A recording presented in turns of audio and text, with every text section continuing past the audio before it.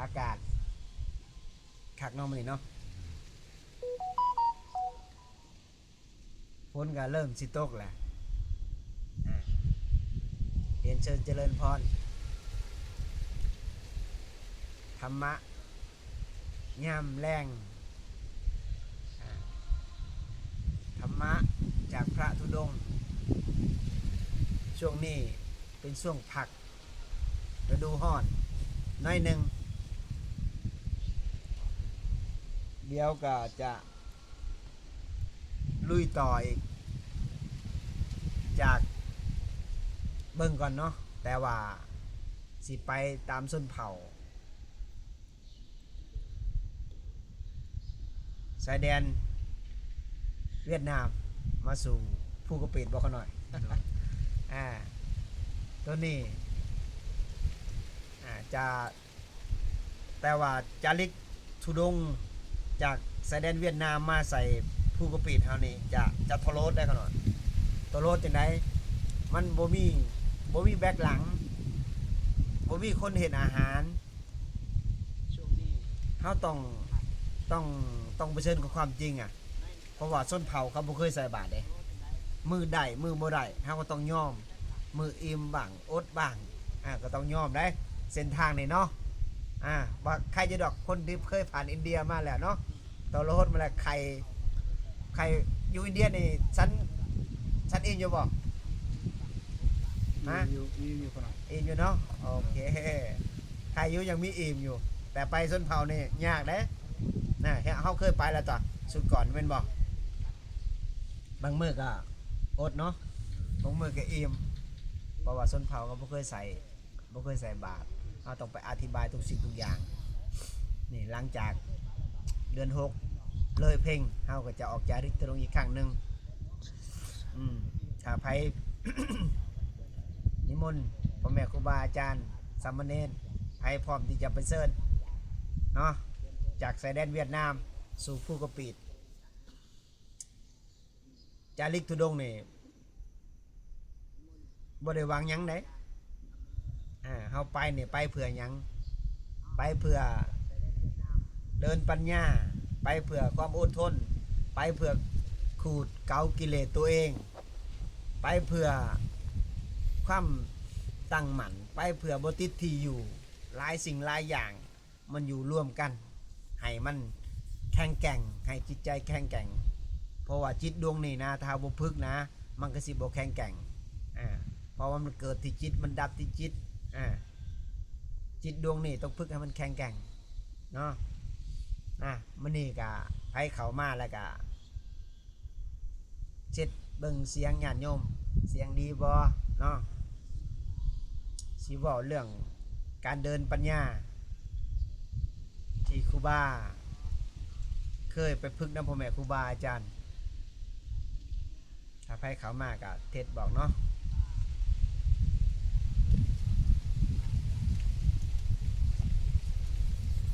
ช่วงหนึ่งครูบาได้มีโอกาสได้ฝึกสมาธินำพ่อแม่ครูบาอาจารย์ ครูบาเป็นบุญนักหนาเพราะว่ามีพระอาจารย์เพิ่นให้ความเมตตาฝึกลูกศิษย์ลูกหาโดยที่ว่าบ่ยอมลุกเป็นองค์ประธานนั่งสมาธิตลอดเลยตื่นตี 3เนี่ยมันนั่งละนั่ง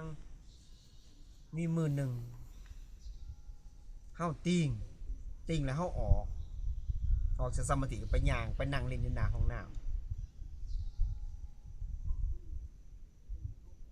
ไปนั่งเล่นแล้วเวลาเพิ่นออกจากสมาธิแล้วเฮาค่อยมานะเฮ็ดแบบนี้ประมาณ 2-3 เถื่อและเกิดจิตเวลาสันเข่านะเบิ่งเพิ่นสันกับเฮาสันเอ้าคือสันหลายกว่าหมู่คือออกซ่ากว่าหมู่แท้บัดเวลานั่งสมาธิเฮาบ่คือเอาเปรียบหมู่นะก็เลยพิจารณาเบิ่งโอ้เห็นกิเลสตัวเองนะมันเอาเปรียบหมู่ มันบ่ยอมเฮ็ดตามพ่อแม่ครูบาอาจารย์สอนเมื่อมันบ่ยอมแล้วกับดัดกิเลสมันเวลาพ่อแม่ครูบาอาจารย์ก่อนสิลงเฮ็ดคอวัดเฮาก็มาปัดมาถูสลอกสลามันย่ำถูสลอกสลาก็สิเอาเปรียบหมู่อีกเด้อน่ะสิหาเฮ็ดมงใดอยากเฮ็ดมงแบบสบายๆนะเพราะมันบ่อยากถูบ่อยากเปื้อนเด้กิเลสดวงนี้ปัดก็บ่อยากปัดอยากเฮ็ดแบบง่ายๆจะล้างห้องน้ำก็บ่อยากเฮ็ดกิเลสดวงนี้นะเฮาก็มาพิจารณาเบิ่งโอ้เวลาสันเขาเฮาคือสันหลายกว่าหมู่แล้วเฮาก็มาปรับเบิ่งบัดเฮาสิบ่เอาเปรียบหมู่ตัดสินใจบ่เอาเปรียบหมู่บ่เอาเปรียบพ่อแม่ครูบาอาจารย์นั่งสมาธิชั่วโมงนึงครูบากับโยมนั่งชั่วโมงนึงครูบาบ่ยอมลุกเจ็บก็อดทนเอาตั้งใจเบิ่งมันในลมนี่ตั้งเบิ่งในลมนี่เบิ่งครูบาอาจารย์เพิ่นนั่งอาจารย์สมหวังเพิ่นนั่งนี่เพิ่นบ่ยอมออกจากสมาธิเพิ่นบ่ลุกคันเพิ่นบ่เคาะบ่ตีแต่งนี่เฮาก็บ่ลุกเลยคันเพิ่นตีจังลุกเพราะว่าเวลาสันเขามันปฏิฆะเด้ปฏิฆะว่าเฮาเอาเปรียบพ่อแม่ครูบาอาจารย์แล้วก็เวลาเฮ็ดคอวัดเวลาปัดศาลาถูศาลาล้างห้องน้ำเฮาก็จะมักเอาเปรียบหมู่และทีนี้มันพิจารณาโอ้ถ้าเอาเปรียบเมื่อใดมันเอาเปรียบเฮาจะบ่สันเขาจะสันหน่อยลงนี่มันเกิดปฏิฆะขึ้นมาเกิดความละอายต่อบาปขึ้นมาย่ามพ่อแม่ครูบาอาจารย์ลงมาเฮ็ดกอวัดเฮาก็เฮ็ดนะพ่อแม่ครูบาอาจารย์เฮ็ดไปได้เฮาก็จับไปแล้วก็มีมือหนึ่งนะครูบาตื่นตันใจเขาหน่อยเพิ่นลงมือปฏิบัติให้เฮาเบิ่งนะกวาดขี้เหงื่อนี่และเฮาสิเอาไม้พ้อยเอาตัวมากวาดใส่นะและที่นี่เพิ่นย่างมาเพิ่นจับออกไม้พ้อยจับน่ะเพิ่นเอามือฮุบน้ำตาครูบาตกเลยได้โอ้เพิ่นทำลายอัตตาตัวเองลงปานนั้นแล้วเฮาเป็นไผเป็นลูกศิษย์เพิ่นน่ะเฮาคือรังเกียจน่ะ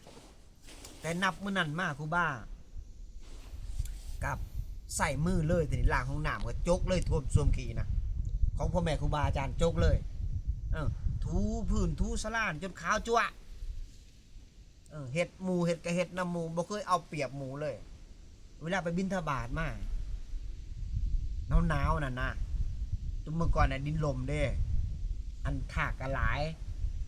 ย่างจนดินลมหมดได้แล้วก็อันเพิ่นนั่นย่างเอาแต่เฮาในแลนแต่บ่อยากทันเพราะว่ากรรมฐานย่างไวปุ๊บปั๊บแล้วก็หมอกหลายพอแต่ว่าพึกอยู่ในเพิ่นได้เพียงแต่28มื้อเท่านั้นครูบาได้หูจักการวิธีหนังการวิธีย่างและครูบาก็ออกจากฤทธิ์ทุดงเลยแต่ว่าได้ประทับใจที่สุดทุกสิ่งทุกอย่างเพิ่นสอนให้เฮาเรื่องทำลายกำแพงทิฏฐิมานะอัตตาตัวตนเพิ่นสี่บอกเลยได้ทันเวลาเฮาเถียงนะอัตตามันบ่ยอมทิฏฐิมันบ่ยอมเฮาจะได้ฮู้ว่าทิฏฐินี่คือการเถียงเมื่อเถียงแล้วอัตตามันขึ้นอัตตามันบ่ยอมเด้ความโกรธมันขึ้นใจมันก็สั่นมันบอกใจสั่นปุ๊บขาสั่นแล้วมันปากคั่นแล้วมือมันสิออกแล้วบัดนี้นี่ตัวมันบ่ยอมเกิดขึ้นได้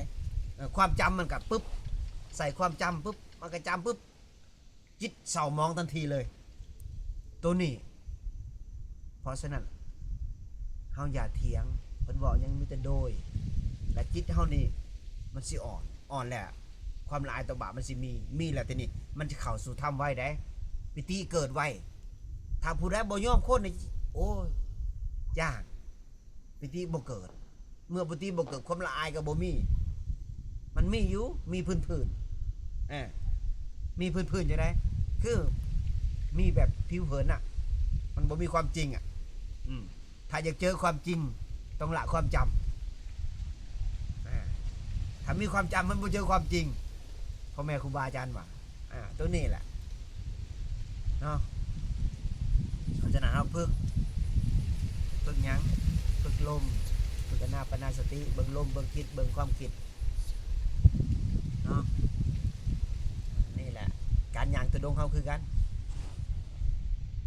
เขาได้ประสบการณ์ทุกสิ่งทุกอย่างได้เสียงกระทบตอนเวลาหิวตอนเวลาเจอเสียงกระแทกตอนเวลากัลยาณมิตรต่อว่าเขาจะเห็นจิตตัวเองเลยถ้าเขาบ่เห็นจิตกับบ่เห็นใจเขาก็บ่เห็นศาสนาได้ถ้าเขาเห็นจิตเห็นใจเห็นความเกิดดับเห็นจิตใจตัวเองว่ามันอยู่ได้แบบใดว่ามันเกิดดับแบบใดว่ามันบ่พอใจหรือมันพอใจเบิ่งมันอยู่หันได้ใครเห็นจิตเห็นใจตัวเองผู้นั้นเห็นศาสนาเลยผู้ใดละผู้ใดปล่อยผู้ใดว่าง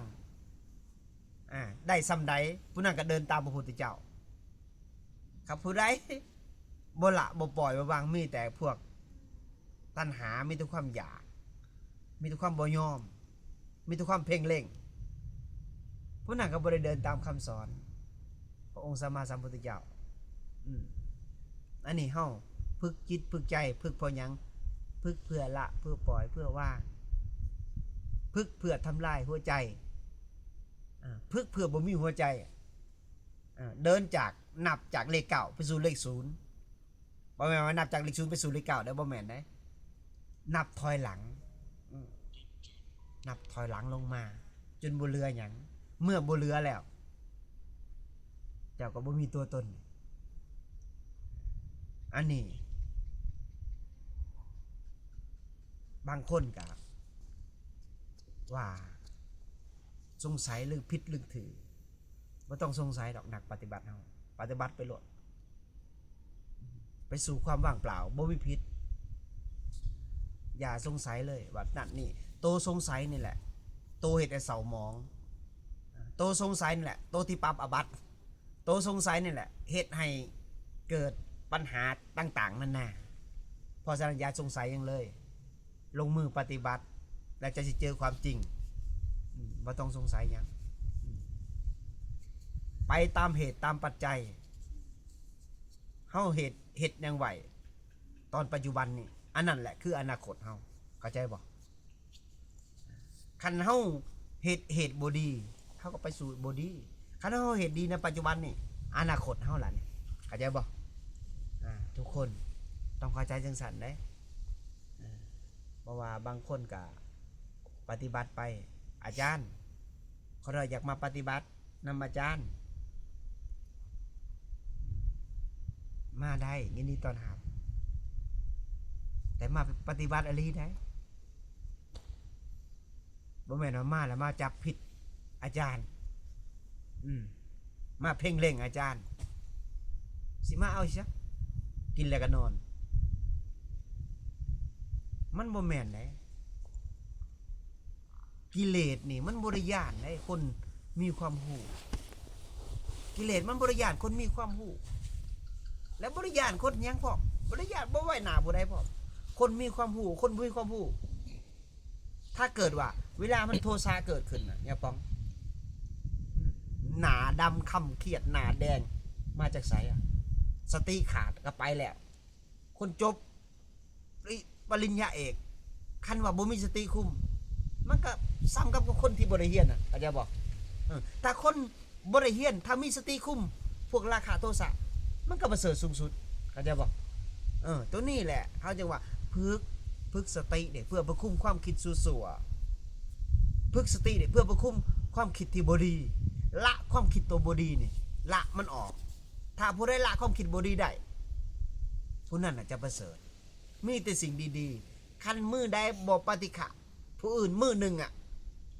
เจ้าได้อานิสงส์มากมายเหลือเกินถ้าเกิดว่ามือนี่ก็มีปฏิฆะผู้อื่นมีแต่เพ่งเล็งผู้นั้นบ่ดีผู้นี้บ่ดีผู้นั้นบ่ปฏิบัติผู้นี้บ่ปฏิบัติเข้าปฏิบัติผู้เดียวจิตใจมันขุดมัวอะไรเศร้ามองอะไรก็จะบอกเพราะฉะนั้นนักปฏิบัติเนี่ยเบิ่งจิตเบิ่งใจตัวเองเห็นในเห็นจิตเห็นใจตัวเองมันเกิดเนี่ยขึ้นก็เห็นจอบมันเบิ่งนี่บ่อย่าปอง จอบมันเบิ่งมันเกิดเนี่ยขึ้นถ้าเฮาเห็นจิตเห็นใจตัวเองว่ามันปฏิฆะเฮาก็ละมันลงเอามันลงบ่ต้องไปสนใจมันนี่คือคนพาลเขาจะบอกมาเลยตั้งสื่อมานี่คือคนพาลจิตดวงนี้คือจิตที่เป็นพญามารมันปฏิฆะหมู่เนี่ยมันเพ่งเล็งผู้อื่นเนี่ยมันเป็นพญามารมันเป็นคนพาลมันส่วนจูงเฮาไปเห็นบ่เวลาเฮาตอนเฮาเป็นวัยรุ่นตอนเฮายังบ่ได้บวชเคยไปลินบุญบ่หมู่ส่วนไปตีบ่นั่นตีบ่นี่เคยบ่นั่นจิตบ่นั่นเป็นคนพาลอันเดียวกับหมอนี่อันเดียวกันเลยก็เจ้าเห็นจิตใดพึกษ์สมาธินี่คันเจ้าเห็นจิตตัวเองน่ะยิ่งเห็นยิ่งใสได้คันเจ้าได้สมาธิสมถะนี่ใสน้ำใสนี่เจ้าจะเลี้ยวเห็นเลยนี่เลี้ยวเห็นเลยเม็ดดินทรายมันอยู่ในกฎเข้าใจบ่เวลามันถูไปนี่มันก็หยาบเด้เข้าใจบ่มันบ่ลื่นบ่ไหลมอนั่นมันเป็นปฏิฆะเด้คันเกิดว่าจิตมันใสแล้วมันเลี้ยวเห็นแล้วเฮาละเฮาปล่อยเฮาว่างยังเดี๋ยวสมถะสมาธิมันเฮ็ดมันเองพวกราคะโทสะโมหะนี่พวกนี้กิเลสหยาบเฮาเบิ่งออกเข้าใจบ่เวลามันบ่พอใจไผๆเบิ่งก็ออกแต่กิเลสละเอียดเด้มันอยู่กับความดีได้บัดนี้เมื่อมันอยู่ความดีแล้วเฮาบ่เห็นมันเฮาปรุงแต่งดีมันไปซ่อนอยู่ในความดีท่านปุ๊บคิดดีๆปุ๊บมันหงายท้องอย่าปรับเลยอกุศลทันทีเลยจิตใจสมองทีก็จะบอกหน้าตายิ้มบ่ออกแม่นแล้วนั่นคัดเครื่องหน้าตาคัดเครื่องแม่นเลยโอ้โหจิตสกปรกเขาจะบอกเขาเห็นมันดูอันโตนี่โตสร้างหมูนี่โตบ่พอใจให้หมูนี่โตเครียดให้หมูนี่เจ้าเบิ่งโลดขี้สิกเคยเห็นบ่ขี้สิกน้ำเหนาน้ำเหม็นน่ะช้ำจิตเขาเลยนะมันพาตกนรกเลยน่ะจื้อเมี่ยนตัวนี้น่ะยาสูเครียดยาสูห้ายยาสูอิสายาสูพญาบาปตัวนี้ไปบ่วงพญามารเขาจะบอกหลอกให้เจ้าหลงกลมันให้เจ้าอาฆาตพญาบาทให้เจ้าตกนรกเมื่อตกนรกอะไรไปมีโอกาสขึ้นบ่ล่ะ100 ล้านปีบ่มีเลยมันหลอกเจ้าไปมื้อละน้อยมื้อละน้อยมื้อละน้อยมื้อละน้อยสุดท้ายมาอายุมันบ่ได้รอได้ความตายแค้นข้อทุกบาดหยังตื่นเช้ามาเห็นหน้าว่ายังเจ้าไปหลงกลมันเจ้าก็เรียบร้อยนี่แหละพระพุทธเจ้าจึงมีว่าให้ฝึกสติเด้ออย่าสุประมาทคันจะฝึกสติได้สติมือหนึ่งเจ้ากับได้อานิสงส์มากมายมหาศาลถ้าเจ้าเกิดอายุ100 ปีถ้าเจ้าบ่มีสติเจ้าบ่เคยรักษาศีลเจ้ากับเป็นคนที่ประมาทเกิดมาอายุหลายก็บ่มีประโยชน์หยังนี่แหละเฮาว่าให้เบิ่งจิตเบิ่งใจให้เบิ่งคักๆจอมันเบิ่งเฮาบ่ว่าหยังดอกเวลาเฮาย่างทุดงนี่ผู้ใดตำหนิติเตียนนี่เฮานี่นะผู้นั้นให้สติปัญญาเข้าใจบ่เฮ็ดให้เฮามีความอดทนเฮ็ดให้เฮาเกิดปัญญานี่แหละเฮ็ดให้เฮาแข็งแกร่งคนที่ตำหนิติเตียนนี่แหละถ้าเกิดว่าเฮาไปบ่มีคนตำหนิติเตียนเสียงมันบ่มีกระทบมันก็ไปลื่นล่มกับความมวลความซื่นเข้าใจบ่ถ้ามีเสียงกระทบมาบุคคลนั้นน่ะให้สติปัญญาของเฮาเห็นบ่ต้นไม้ใบหญ้าเป็นหยังมันถึงแข็งแกร่งรู้จักบ่รู้จักบ่เนี่ยปอง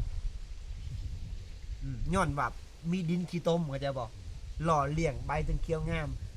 ต้นมันถึงใหญ่ถึงแข็งแกร่งเข้าใจบ่อันนี้คือกันคนเฮาคือกันคันบ่มีคนตำหนิติเตียนเจ้าจะบ่แข็งแกร่งเลยนี่แหละเจ้ามีสติปัญญาย้อนคนมีคนที่ว่าตำหนิติเตียนเฮานี่แหละเฮาต้องมีปัญญาเฮ็ดให้เฮาอดทนเฮ็ดให้เฮาเกิดปัญญานี่แหละถึงว่าเฮาเป็นหยังถึงไปหยังจาริกทุดงไปดุไปบ่อยอยู่ซื่อๆมันก็ติดเฮาไปจาริกไปมันได้อานิสงส์หยังแหน่การหยังจาริกทุดงมันได้หลายสิ่งหลายอย่างนี่ก็บ่ได้บ่ได้เรียนแต่ว่าได้แน่นอนได้หยังได้ความอดทนอันดับแรกเข้าใจบ่ได้ความอดทนได้ความขยันได้ความเพียร ได้ความอดหิว ได้แน่นอนได้ความบ่ติดที่อยู่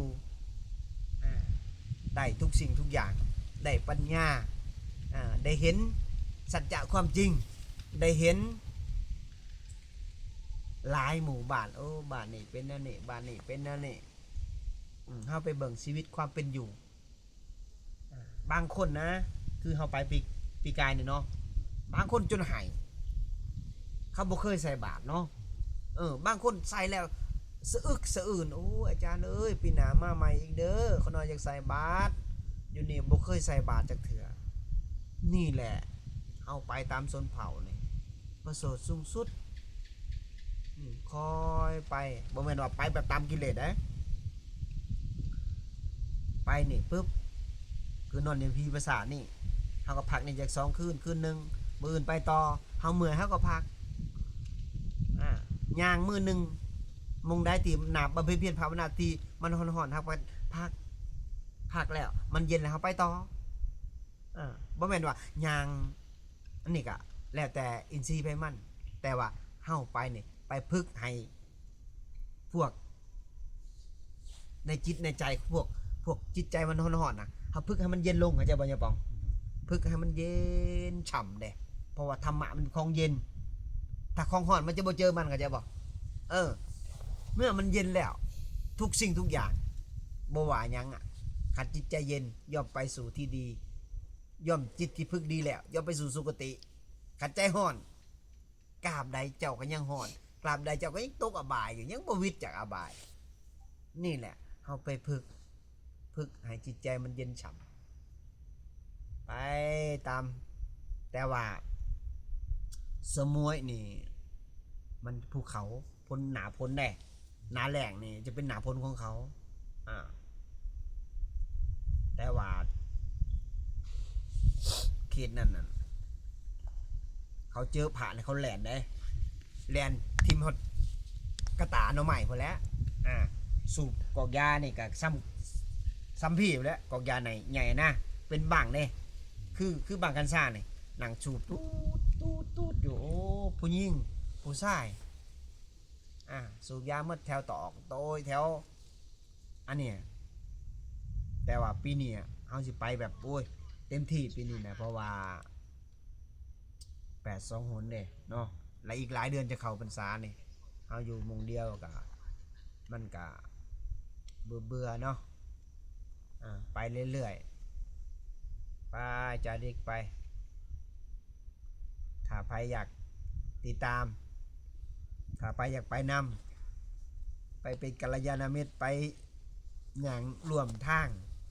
การเรียนเชิญเจริญพรเพราะว่านมัสการเด้อพ่อแม่ครูบาอาจารย์หลังจากเดือน6เพ่งเนาะเขาหน่อยเนาะจะไปจาริกธุดงค์อีกรอบนึงก่อนเข้าพรรษาหน้าฝนไปทนลำบากไปทนความทุกข์ไปพึกจิตพึกใจบ่ให้ติดที่อยู่ไปเดินความละพวกกิเลสตัณหาละที่มันมักติดอยู่กุดแบบนอนสบายๆกินแซ่บๆไปฝืนไปหาอดบังอิ่มบังจะได้พึกตนพึกให้จิตใจมันเย็นฉ่ำเมื่อยกับพักตามคลองน้ำเท่านั้นก็หลายแต่ว่าน้ำบ่ค่อยสกปรกเนาะน้ำสกปรกหลายขออภัยเพราะว่าญาติโยมเขาถิ่มขี้เหงื่อนะถิ่มแบบตามคลองน้ำตามยังยิ่งหยางยิ่งเจอพวกนี้ขี้เหงื่อหลายก็บ่แตกต่างหรอกแต่จิตใจเฮาคือกันถ้ามีขี้เหงื่อหลายมันก็เศร้ามองเนาะอันนี้คือการไปทิมขี้เหงื่อลงน้ำก็สกปรกมันเปลี่ยนสีได้ขนาดเป็นบ่มันบ่ใสสะอาดจิตเฮาคือกันแต่เฮาไปเรื่อยๆจิตก็ขาวสะอาดใสมันบ่ขุดมั่วถ้าอยู่แล้วมันสิเศร้ามองย้อนหยังย้อนว่ามันมีไอ้หยังมาปนเปื้อนเข้ามาแต่เฮาก็ไปบางพักบางไปบางพักบางนี่แหละจนฮอดมือวันตายหมดแล้วตายมันได้ก็จบมันน่ะ ปฏิบัติธรรมบูชา